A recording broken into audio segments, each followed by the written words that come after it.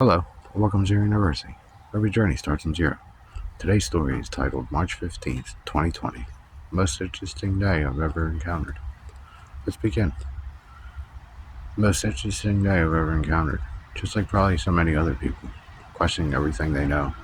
2 days earlier, I was having a typical day, taking care of the kids before I would leave for work. I don't watch much news anymore and haven't for a while. It's just so depressing. I noticed a story coming out of a place in China that was reporting a virus that was attacking their population. Shrugged it off and didn't think much of it. Went on my daily routines, not even questioning things. I'll take you back about 2 weeks prior to me seeing the story about Wuhan. I was always on the night shift, almost a nocturnal style of living. Two beautiful daughters and a loving wife that I only see a few hours in the morning before I leave for work. Now a little bit about myself. I come from a religious background. It's been in my life for a long time. I'm a believer in Christ, but my sins outweigh my judgment. I hope not, and I can change that. But anyways, I was driving home. As I was heading up the road, I just kept thinking about all the uncertainties. Everything felt different. I had this strange sense that life was about to change in ways I couldn't predict. I didn't realize it then, but that was the moment everything began to unravel. We got closer and saw this beautiful white horse in the distance. As I drove closer to him, he just stood there. No fence, just in the front yard. I take the same route home every night. I've never seen the horse before. I thought it was strange. It felt out of place like a glitch in the Matrix. As I was driving by, it was eating grass. It looked up at me and went about its business. I looked in my rearview mirror as I was driving off, and it was gone, like it wasn't even there. I thought I was going crazy. I got home thinking to myself, that was very strange. Not being able to sleep, I got up the next day and told my wife the same story, just like anyone else would.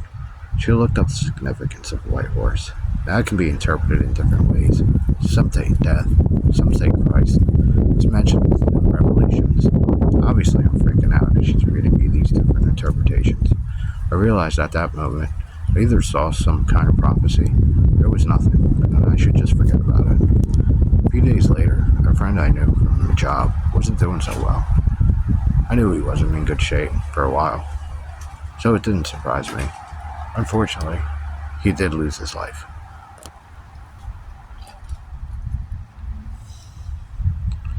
Now at this point, I can't get what I saw out of my mind. White horse. That's all I could think about.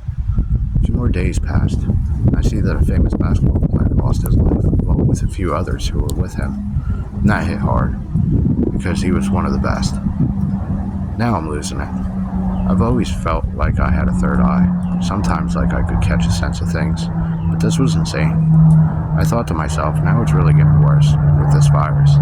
It starts spreading from person to person, infecting people all around the world. The president calls for a ban on traveling. I'm thinking to myself, what's going on? I get a call from work saying we're closing. They start shutting everything down: stores, parks, bars, gyms, anything that involves people gathering. Even Disney. Yeah, Disney. A place that never shuts down. It's unheard of. I'm not saying it hasn't happened before, but this felt different. This felt like something much bigger. As time went on, things only got more intense. The lockdowns began. People were told to stay inside. Fear started to spread just as fast as the virus itself. Every day, numbers flashed across the screen, cases rising, deaths increasing, with no real sense of what the future would look like. Then I heard about other countries and how they were handling things. In Wuhan, where it all started, they had already locked everything down tight.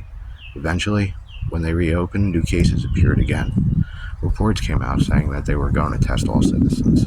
That sounded familiar, like something that would happen here. I didn't know how to feel about that. It felt strange. It made me wonder if some of the outlandish ideas people talked about could actually be true. It's hard to believe, but at that same time, everything going on in me required not to question things. When it come to random people knocking on your door and testing you, kids not being able to go to school without vaccines like the flu shot. We don't even fully understand what's in it or if it works. I don't know if I feel right about our kids getting injected with something that's tied to sickness. See killing people. That's terrifying. But the people in charge, you know, they know what's right. As we get closer to Memorial Day, frustration started building. Felt like pressure in the kettle ready to burst. People were tired, confused, angry. Kept being shown numbers, infected, dead, but no real direction forward. Some said that would never go away, that it would just become part of life. Then came talk of temperature checks, just to enter places. Bills being discussed that could force testing. If you tested positive, you could be required to quarantine, with no abilities to leave, not even for essentials. That changes everything. Contact tracing was introduced, and while it sounded helpful on the surface, it also felt like a way to track people, to potentially remove them from their homes for the greater good. It started to feel like we were prisoners in our own homes. Sure, we had our comforts, our TV, our internet, but freedom felt different now. Some companies paused payments, some services became free to distract us, but underneath it all, something felt off, like the clock was ticking, like something bigger was coming next. As the weeks stretched into months, what once felt temporary started to settle into something more permanent. Masks became normal, distance became habit. The simple things, handshakes, crowded rooms, even standing close in line, felt like memories from another life. At first, every day felt heavy, with uncertainty. You'd wake up, check the news, and brace yourself. Numbers, charts, opinions, everyone trying to make sense of something no one fully understood. But over time, something shifted. Not in the world right away, but in people. We adapted, worked, changed. Some lost jobs, others found new paths. Families spent more time together, sometimes too much time.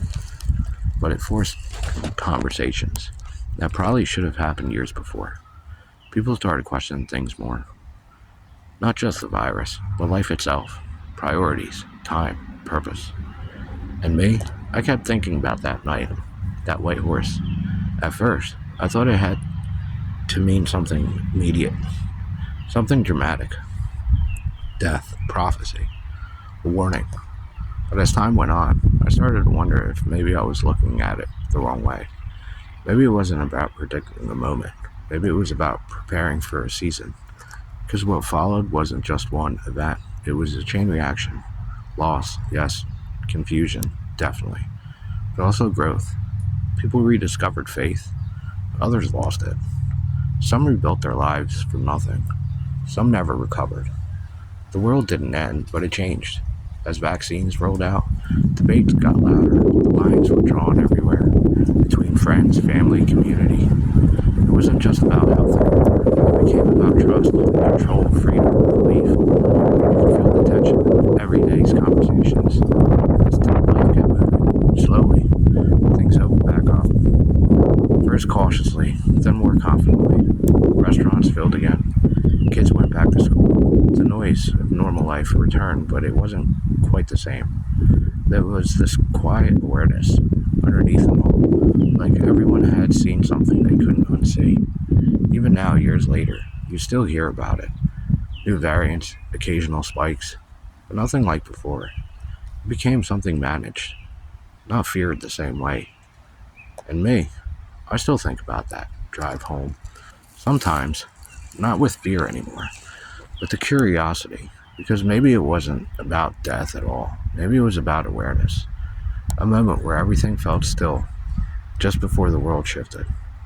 Like standing at the edge of something, without realizing how big it really is. Present day feels different. Not worse, not better, just aware. People question more. Some trust less. Some believe stronger. Technology moved faster. Life feels quicker, but also more fragile somehow. And I've come to realize something. Whatever that white horse meant, whether it was nothing, something spiritual, or just a trick of my mind, it made me pay attention. And maybe that's the real point. Not to predict the future, but to wake up before it arrives. Thank you for watching, folks. I hope you like this story. Please like, share, subscribe, and we'll see you on the next story. I hope you like